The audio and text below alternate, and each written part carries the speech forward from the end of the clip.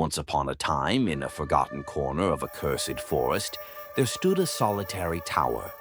In this desolate prison lived a girl named Rapunzel, her golden hair cascading like rivers of light, reaching the base of the tower. But what the tales never told was that her hair wasn't just long, it was alive. Rapunzel had never set foot outside the tower. Her only company was the enchantress who had raised her, a cold and enigmatic woman she called Mother Gothel. Gothel had warned her since she was a child. The world outside is cruel, Rapunzel. The people there will only hurt you. Here you are safe. Here you are loved. Rapunzel longed for the world beyond the window, but she feared it just as much. The forest whispered to her in the dead of night, strange voices calling her name. Yet, day after day, she brushed her hair, sang to the winds, and waited. For what, she didn't know. The intruder one evening, as the sun sank beneath the horizon and the moon cast an eerie silver glow, Rapunzel heard something unusual. A voice, low and smooth, calling from below. "Rapunzel, Rapunzel, let down your hair." Her heart raced. It wasn't Gothel's voice, but it carried a strange, magnetic charm. Hesitant, yet curious, Rapunzel approached the window and peered out. Below stood a man, cloaked in shadow, his features illuminated only by the faint moonlight. He was handsome but strange, his smile too wide, his eyes too sharp. "I've come to save you," he said. "Save me," Rapunzel echoed. "From this prison," he replied, gesturing to the tower. "You deserve freedom, to see the world beyond these walls." Rapunzel hesitated. She had dreamed of escaping the tower, but her mother's warnings echoed in her mind. Still, the man's words were intoxicating, and her curiosity outweighed her fear.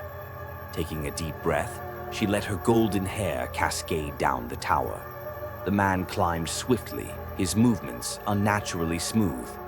When he reached the window, he stepped inside with a grin. "You're even more beautiful than I imagined," he said, brushing a strand of hair from her face. Rapunzel blushed, but there was something unsettling about his touch. Cold, almost lifeless. Over the next few days, the man visited often, always bringing stories of the outside world. Rapunzel began to trust him, to believe that perhaps she was more than a prisoner. But with each visit, strange things began to happen. Her hair, once golden and vibrant, started to dull, turning brittle and pale.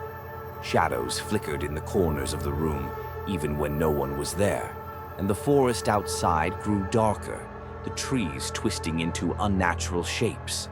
One night, as the man sat by the window, Rapunzel finally asked, "Why do you keep coming back? What do you want from me?" The man's smile faded, replaced by something darker.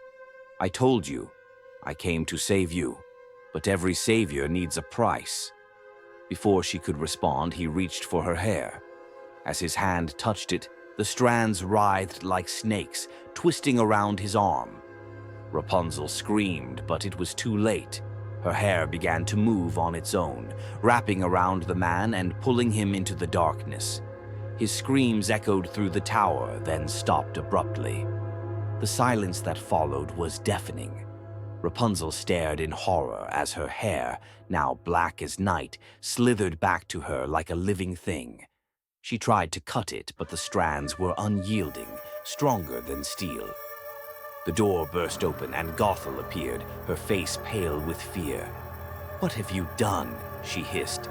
I didn't mean to," Rapunzel stammered, tears streaming down her face. "It was him, my hair, it—" Gothel's expression softened into something almost like pity. "I told you to stay away from the outside world, but you didn't listen." "What's happening to me?" Rapunzel cried. Gothel sighed. "Your hair isn't a blessing, child. It's a curse, a piece of the darkness that binds this forest. And now that you've fed it, it will never stop growing. It will consume everything it touches." Rapunzel looked down at her hair, the strands writhing like restless snakes. "What do I do?" Gothel shook her head. There's nothing you can do. The tower is the only place it can be contained. If you leave, you'll doom us all." But Rapunzel couldn't stay. She couldn't live with the knowledge that her hair had taken a life.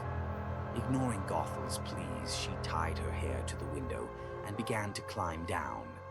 The moment her feet touched the forest floor, the ground trembled. The trees groaned as her hair spread like wildfire, wrapping around trunks and pulling them down.